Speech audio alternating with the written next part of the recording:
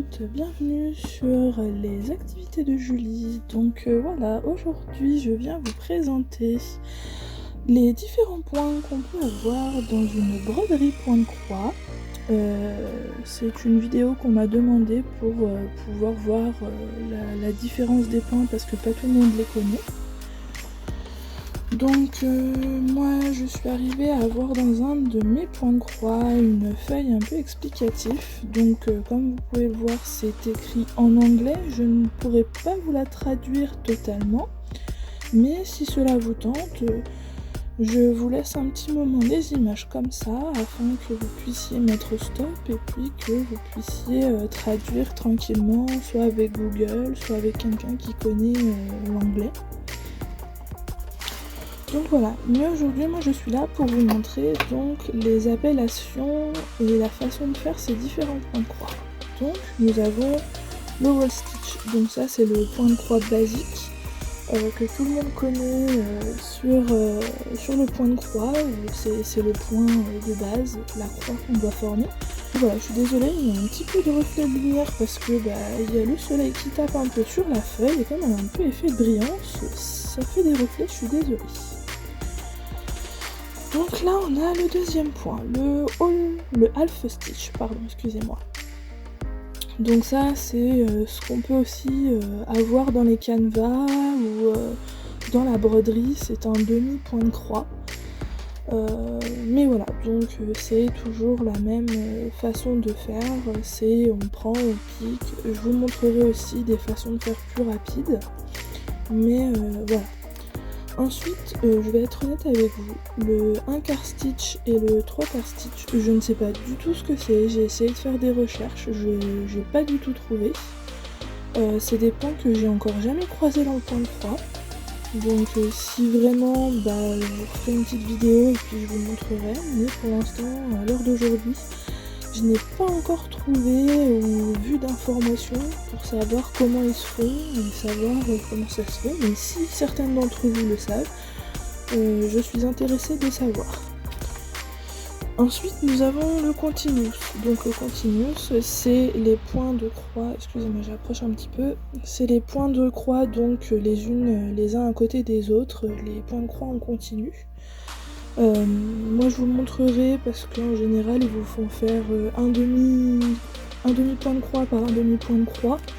Moi je sais que j'ai une technique un petit peu plus rapide, donc je vais vous montrer comment je la réalise après. Ensuite nous avons le backstitch. Donc le backstitch, je me suis un peu renseignée et pourquoi backstitch? Parce que c'est un nommé comme point à l'envers. Donc qu'est-ce qu'ils entendent par point à l'envers? Là vous voyez c'est noté avec des petits chiffres, donc en fait en gros le premier point c'est quand on sort de derrière la toile, ensuite on la pique dans le 2, donc on va avoir notre premier trait sur notre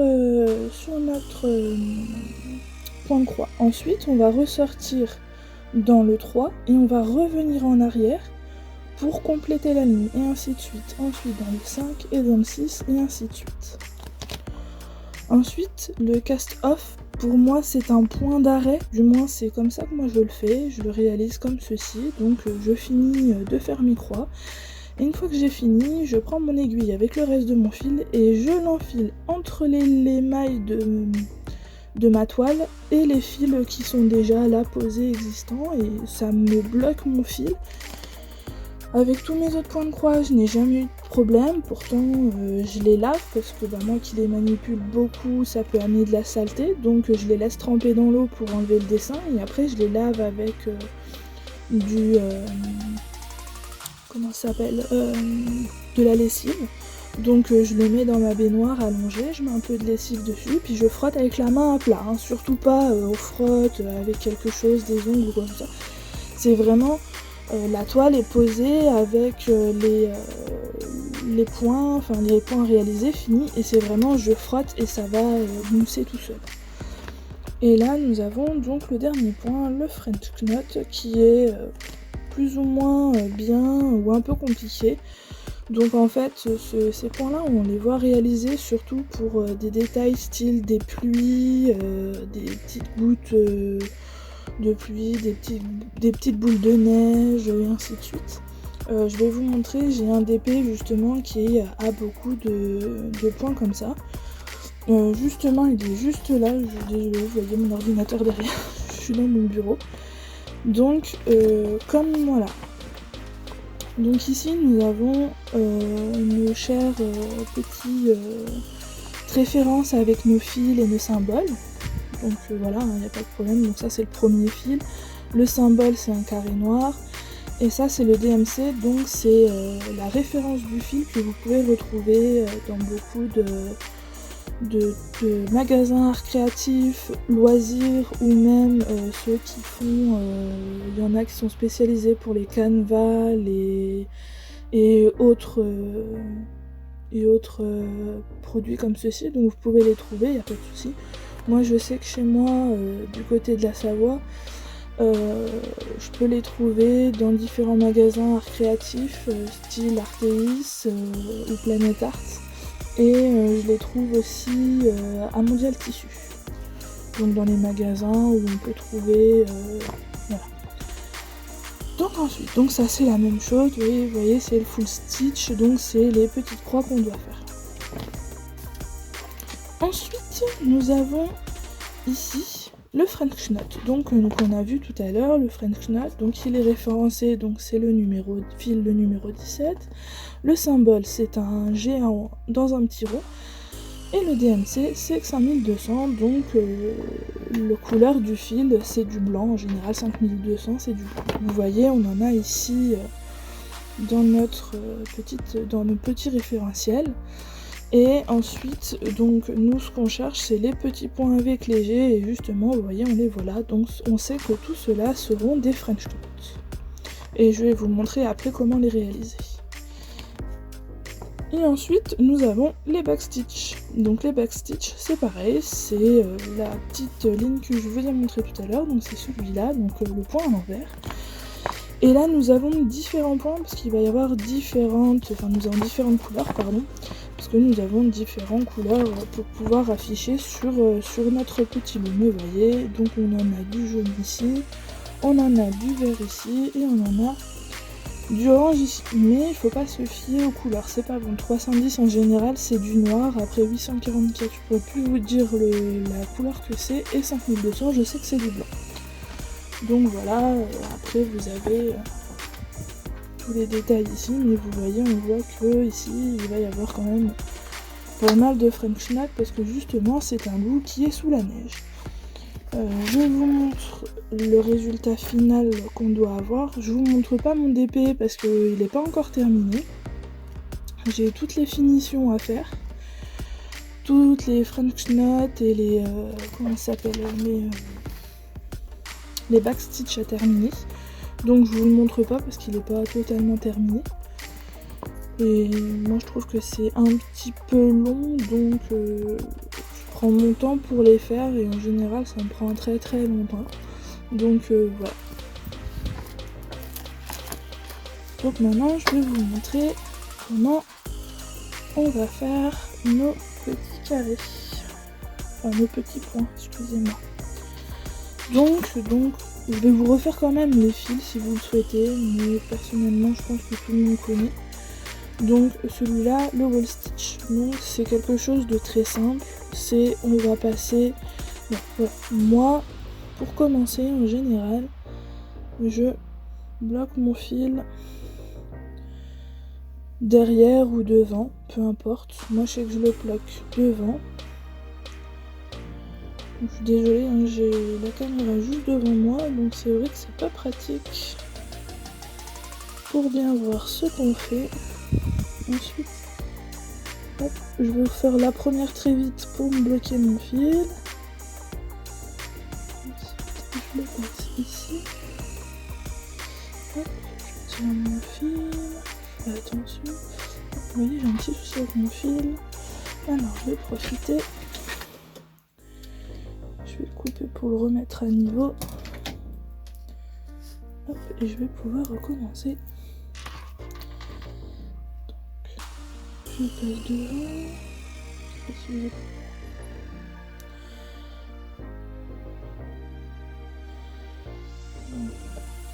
je passe là. Ensuite je tire. Ensuite, par les petits points. Pareil, je tire, mais je fais attention. C'est pas pratique en ayant une caméra devant soi. Pas évident. Pas évident du tout. Donc voilà, mon point il est sécurisé. Voilà, ça me fait un petit truc comme ça, mais pas de problème. Donc, on reprend. Pour faire ce point-là, donc ils disent numéro 1, numéro 2, numéro 3, numéro 4. Mais bon, on sait très bien que si on doit faire notre point comme ça, il ne marchera pas très bien. Donc pour moi, le numéro 1, il va être ici. Je vais vous reprendre un petit peu plus loin. Hop, faut bien qu'on voie la différence. Oh, pardon. Donc là, il va être mon premier point, il va être ici. Donc on va sortir ici. Ensuite, on va rentrer en diagonale. Bon, alors moi, je les fais pas dans cet ordre-là. Je suis en train de vous faire une bêtise. Alors attendez. Moi, je les commence toujours par le bas à gauche. Voilà. Ça, cette fois, ça sera bon. Donc, bas gauche. Je remonte en diagonale. Comme vous voyez ici. Je ressors ici. Je rentre en bas à droite. Et je ressors en haut à gauche. Tous mes points sont réalisés comme ceci. Donc vous voyez, si on fait ça exactement, vous voyez le fil derrière, il fait comme ça, mais moi honnêtement ça me plaît pas trop. Donc je combine la French Knot et... non, la half stitch, pardon, et la wall stitch. Je suis désolée, je suis en train de mélanger les trucs. Donc je mélange ces deux-là, tout simplement, qu'est-ce que j'appelle par mélanger ces deux-là. Hop. Je vais dans un point au hasard un peu plus loin, et je vous montre. Donc... je suis bel en bas, bien et bien en bas à gauche. Je plante mon aiguille en haut à droite et je la ressors directement en bas à droite. Je tire et vous allez voir votre point se créer. Ensuite, quand il y a plusieurs couleurs qui se suivent comme ça, je réalise comme ça. Je continue toujours en haut à droite, en bas à droite, je fais attention de ne pas me faire avoir avec le fil. Je réalise comme ceci et je tire. Donc ensuite, vous voyez ça. Bon, normalement je tiens pas mon point de croix comme ça, mais là, pour vous montrer, je n'ai pas trop le choix. Voilà. Donc là, je vous ai fait 3 points, vous allez me dire, oui, mais... et le reste des croix, vous allez faire comment? Et bah c'est tout simple, vous faites l'inverse, vous remontez en haut à gauche, et vous descendez en bas à gauche. Hop, pardon, touc. Voilà ma petite façon de faire quand j'ai plusieurs couleurs qui se collent les unes aux autres. Après, chacun fait comme il veut, c'était juste pour vous remontrer vite fait les points, il n'y a pas de souci. Après, chacun est libre d'utiliser leur méthode qu'il veut. Donc voilà, je vous ai montré donc mes 2 points que je réalise comme ça pour faire ma petite ligne de continuous, voilà, pour moi, et je trouve que ça fait plus esthétique derrière, ça fait vraiment des petits traits, mais bon après moi j'ai toujours des traits qui passent un peu en travers, mais ça dérange pas, vous inquiétez pas. Donc voilà, et pour terminer, donc c'est ce que je vous disais, pour bloquer mon fil quand j'arrive derrière, c'est tout simple. Donc voilà, vous voyez, j'arrive ici, je passe dans mon fil, je passe derrière ma toile, vous voyez, je suis bien derrière ma toile, derrière mon fil. Hop, je vais y arriver. C'est pas simple. Hop, normalement. Derrière. Hop. J'y arrive pas très bien. Ensuite, là on va être devant la toile parce qu'on peut pas passer derrière. Et là on va... je suis désolée, je le fais hors caméra. Et je vous montre tout de suite après. J'ai trop tiré le fil rouge, bon c'est pas grave. Mais voilà, en gros, je fais comme ça mes points. Mais bon, vous voyez, le dernier point rouge, j'arrive pas à passer derrière parce qu'en fait, il est trop serré. Et après, je tire.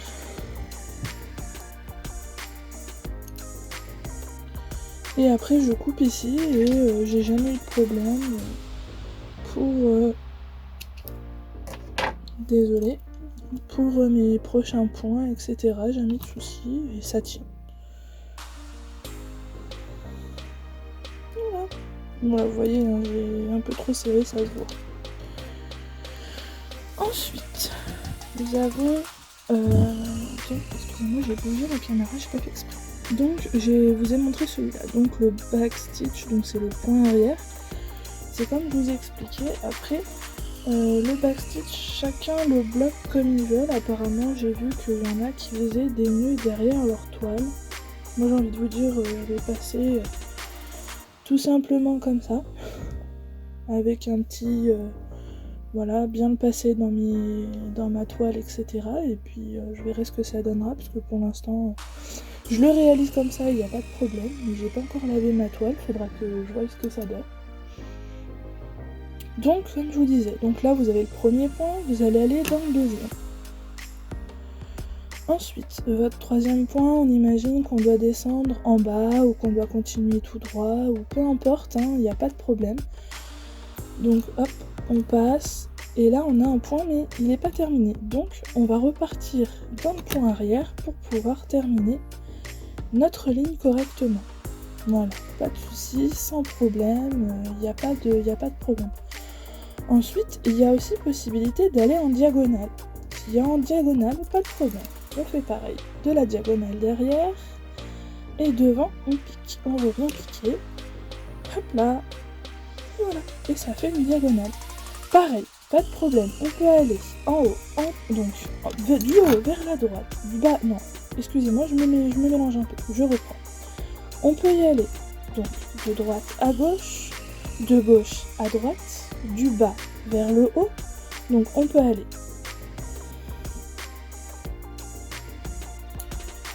Donc on peut aller du point 1, donc là on peut aller de droite à gauche, on peut aller de gauche à droite, on peut aller de bas en haut ou de haut en bas, on peut aller aussi en diagonale, en grande diagonale, en petite diagonale, il n'y a pas de problème. Par exemple, je vous donne un exemple, là il faudrait aller sur 3 cases.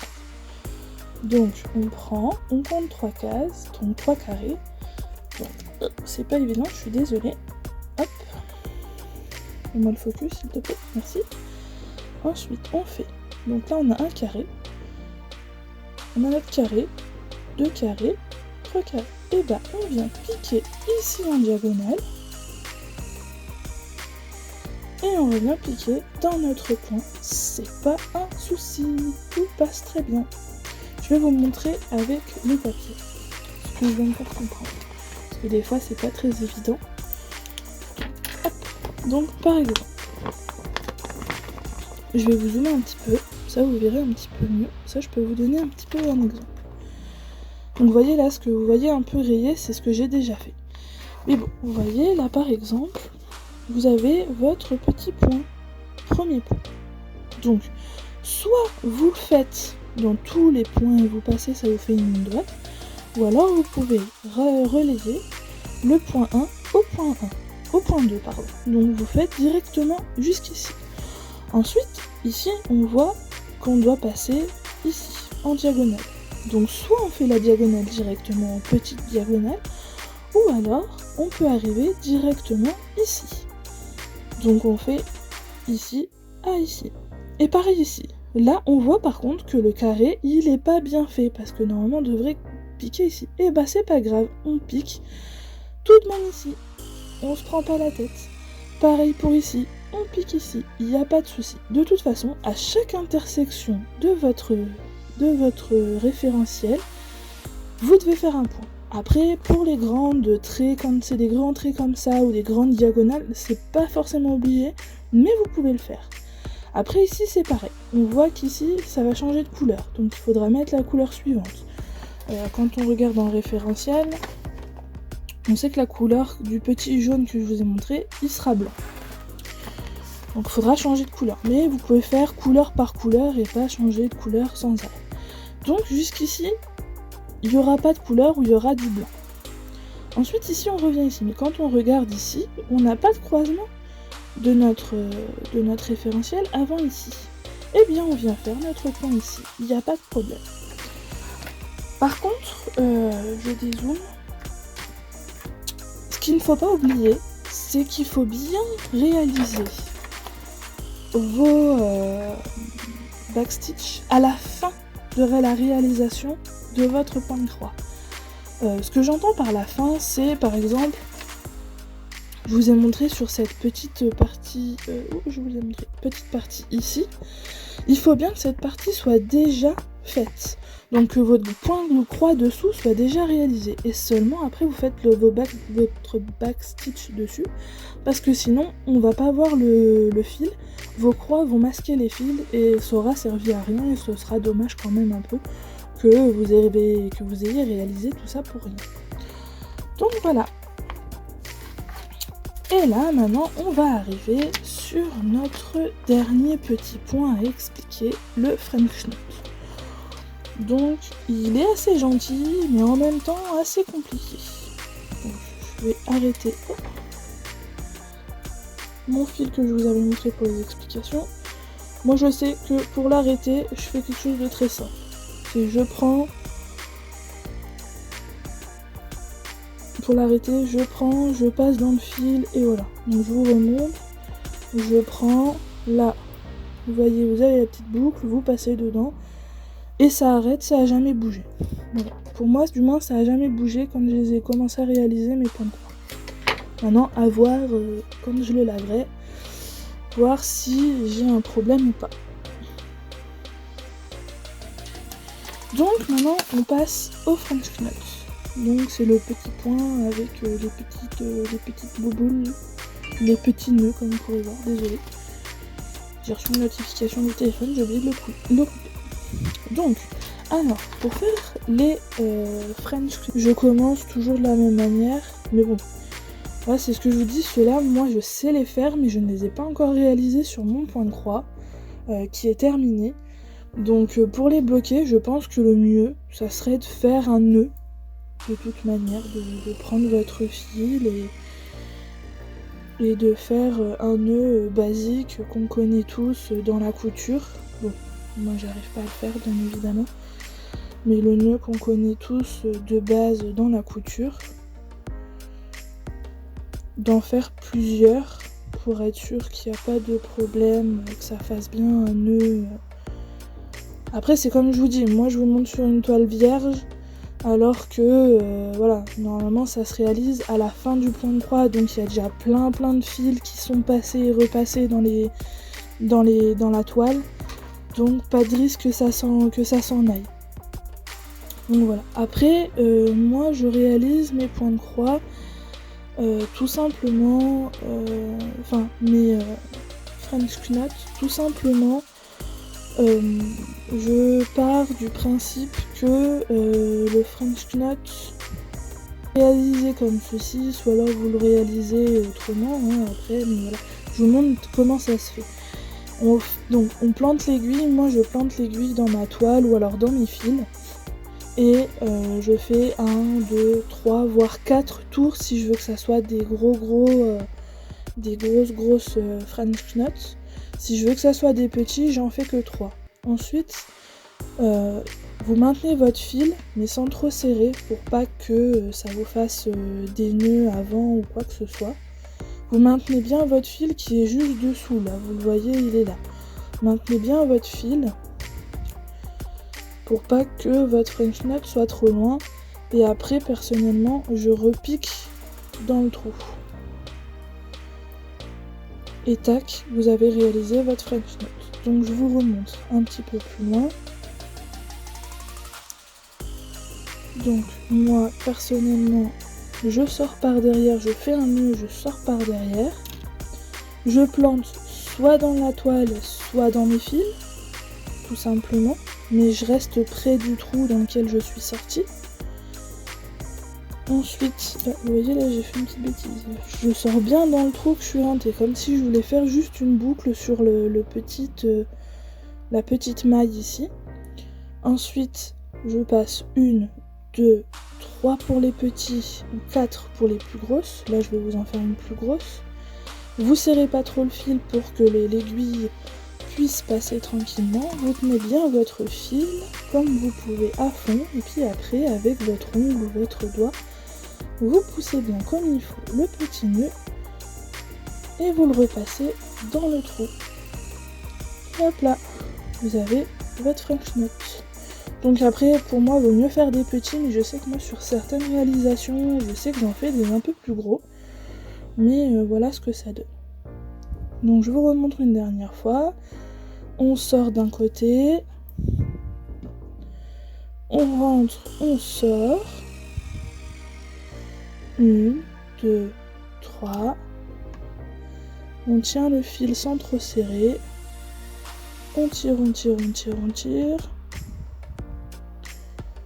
Hop, hop, hop. Et on le repasse dans le trou. Et voilà. Donc, je me répète, moi c'est sur une toile vierge, vous ça sera sur une toile terminée. Donc, je pense qu'il y aura beaucoup moins de soucis. Du moins, il y a beaucoup moins de soucis. Mais voilà, après, même s'il y a des fils qui se trimballent parce que, vous voyez par exemple, là, ces deux-là, moi, sur ce point de croix-là, je les ferai en une fois. Ça sert à rien de se dire, bon bah voilà, j'en fais un, je l'arrête, je recommence là, je l'arrête. Voilà. Après, quand ça devient un peu plus loin, voilà. Par exemple, ces deux-là, personnellement, je les ferai ensemble, j'arrêterai mon fil. Ces deux-là, je les ferai ensemble, j'arrêterai mon fil. Ces deux-là, je les ferai ensemble, j'arrêterai mon fil. Par contre, ce petit groupe-là qui est ici, je pourrais les faire tous ensemble, ça me dérange pas. Pareil pour ces trois-là, je les fais tous ensemble, il n'y a pas de souci. Celui-là, il est tout seul, je le fais tout seul. Celui-là, il est tout seul, je le fais tout seul. Ces trois-là sont les uns à côté des autres, je les fais ensemble. Celui-là, je vais le faire tout seul, mais par contre, ces deux-là, je vais les faire ensemble. Ceux-là, ces quatre-là, 5 même, voire même plus.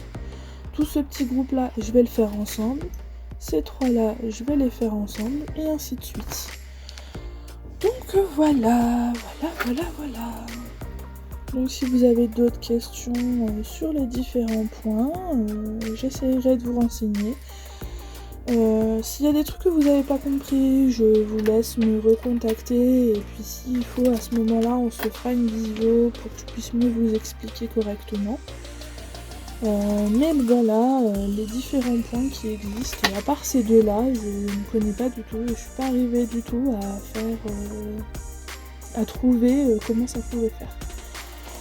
Donc voilà, j'espère que la vidéo vous aura plu, qu'elle aura pu répondre à vos questions, et puis, eh bien, je vous dis à la prochaine, et passez une bonne journée. Ciao, ciao!